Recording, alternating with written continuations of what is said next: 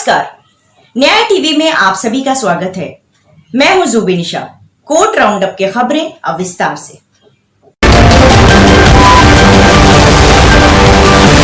सतगुरु जग्गी वासुदेव का 10,000 करोड़ जनता से वसूलने का मामला अब तूल पकड़ता जा रहा है।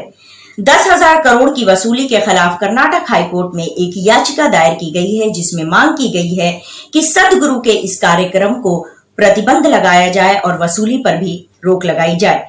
इसी मामले में याचिकाकर्ता ने डिस्कवरी चैनल को भी नोटिस भेजकर आगाह किया कि सदगुरु का आने वाला कार्यक्रम कावेरी कालीन को न दिखाया जाए। यदि वो इस कार्यक्रम को दिखाते हैं तो यह अदालत की अवमानना होगी, क्योंकि मामला अभी अदालत में विचाराधीन है। इस लेटर के आधार पर डिस्कवरी चैनल ने कावेरी कालीन के कार्यक्रम को ठंडे बस्ते में अब डाल दिया है। इस कारण सदगुरु को होने वाला 10,000 करोड़ के फायदे को एक बड़ा झटका लगा है।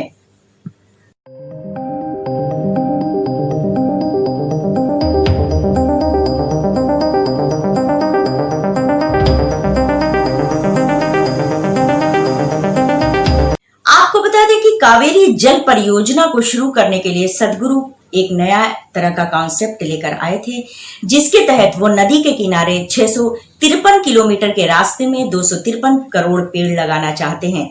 इसके लिए उन्होंने उनके भक्तों से इस परियोजना के लिए एक पेड़ के एवज में 42 रुपए की मांग की है। यदि आप कुल रकम को जोड़ें तो 253 गुना 42 बराबर 10,626 करोड़ रुपए होते हैं। अदालत में दायर याचिका में यह भी कहा गया कि सरकारी जमीन पर बिना सरकार के इजाजत के पेड़ लगाना गैर कानूनी है और बिना सरकार के इजाजत के इस तरह के कावेरी नदी के नाम पे पैसा उगाना भी गैर कानूनी है।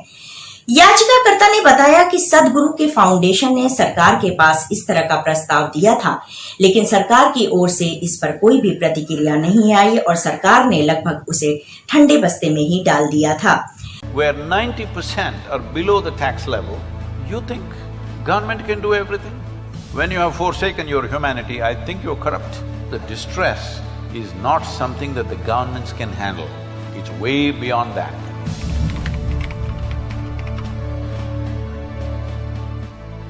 इधर डिस्कवरी चैनल पे कावेरी कालीन का कार्यक्रम नहीं आने के कारण सदगुरु फाउंडेशन ने अदालत में अर्जी दी है और इस अर्जी पर सुनवाई करते हुए अदालत ने याचिकाकर्ता की काफी खिंचाई की है। अदालत ने कहा कि डिस्कवरी चैनल को इस तरह का नोटिस भेज देना जिसमें यह लिखा हो कि यदि आप कार्यक्रम दिखाएंगे तो अदालत की अवमानना होगी, ये पूरी तरीके से गलत है। अदालत ने 1 हफ्ते के अंदर कारण बताओ का जवाब मांगा है। याचिकाकर्ता के वकील अमरनाथ अस्वस्थ होने के कारण अदालत में उपस्थित नहीं थे, उनके जूनियर्स उपस्थित थे।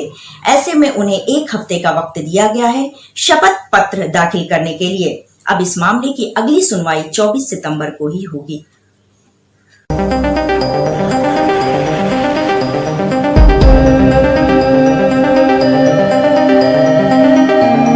आपको बता दें कि 7 जनवरी को अदालत ने ईशा फाउंडेशन से कहा था कि अब तक कावेरी कालीन प्रोजेक्ट को लेकर कितनी रकम पब्लिक से जमा की है, इसका पूरा ब्यौरा अदालत में पेश करें।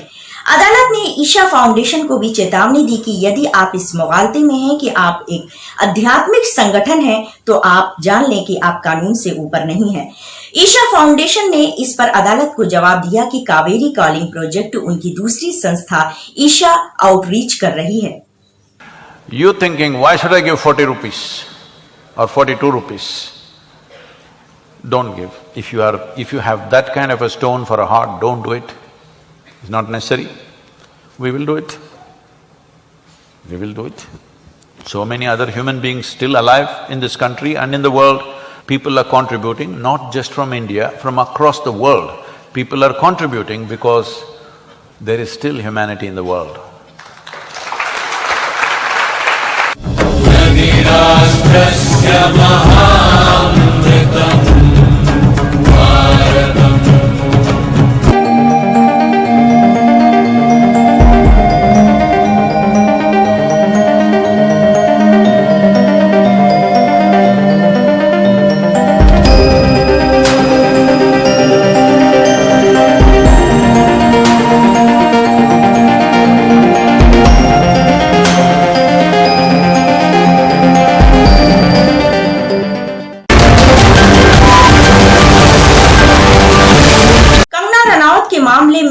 बीएमसी ने जो हाई कोर्ट में हलफनामा दाखिल किया है उससे ये स्पष्ट होता है कि कंगना ने अवैध निर्माण किया था जिसे गिराया गया।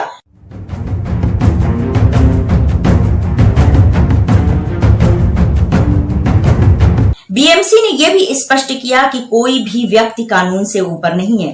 कंगना के वकील ने अदालत से समय मांगा है कि याचिका में कुछ संशोधन चाहते हैं क्योंकि उनकी मुवक्किल राज्य में नहीं थी। आपको बता दें कि मुद्दा ये भी उठेगा कि रेजिडेंशियल प्रॉपर्टी को कंगना ने कॉमर्शियल प्रॉपर्टी की तरह इस्तेमाल क्यों किया। यदि ये कानूनी रूप से गलत है तो इस पर केस होगा। इधर कंगना रनावत की माताजी भी इस मामले में कूद पड़ी हैं और एक चैनल को दिए इंटरव्यू में उन्होंने शिवसेना पर निशाना साधा। दूसरी तरफ राखी सावंत ने कंगना रनावत की भी बखिया उधेड़ी है। और कंगना, अब तुम्हारा असली चेहरा देखो। तुम जब बॉलीवुड में आई, मैं भी आई थी।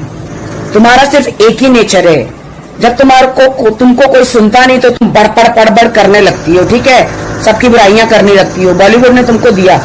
तुम्हारा ये गंदा नेचर है कि तुम शादीशुदा आदमियों की जिंदगी में जाती हो, चाहे ऋतिक रोशन हो, चाहे आदित्य पंचोली हो, चाहे XYZ, हजारों आदमी तुम्हारी जिंदगी में आ गए, ठीक है। सब शादीशुदा आदमी की जिंदगी में तुम जाके उनका घर बर्बाद करती हो और फिर करते इसने मेरे साथ ऐसा किया, उसने मेरी ली, इसने मुझे पेला, ठीक है। तुम्हारा गंदा नेचर है।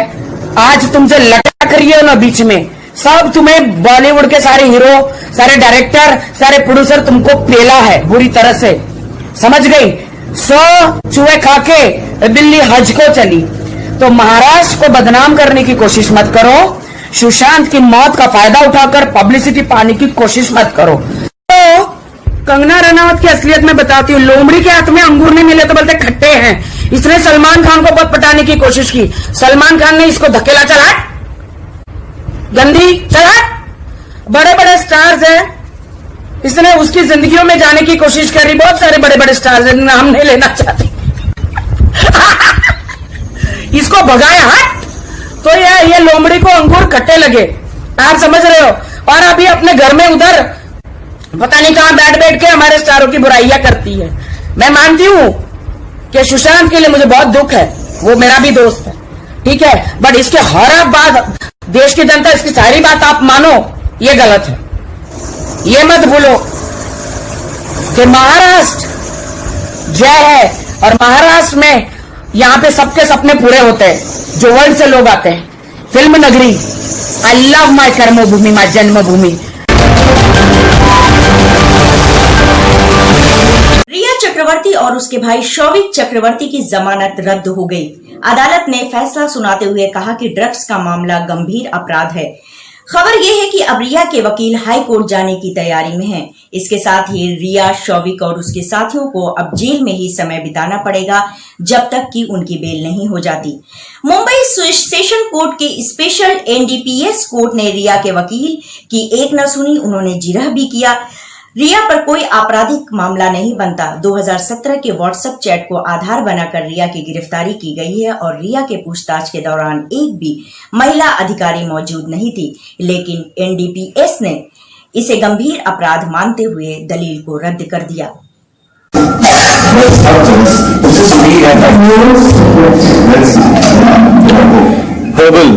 Herbal sticks.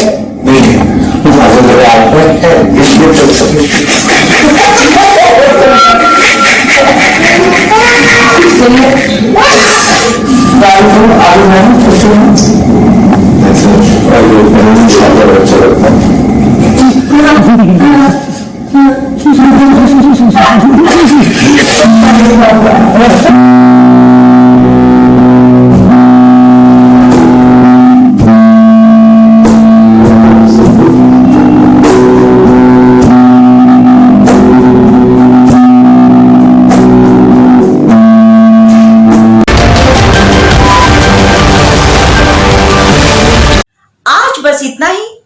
आप बने रहिए न्याय टीवी के साथ। मुझे जुबी निशा को दीजिए इजाजत। नमस्कार।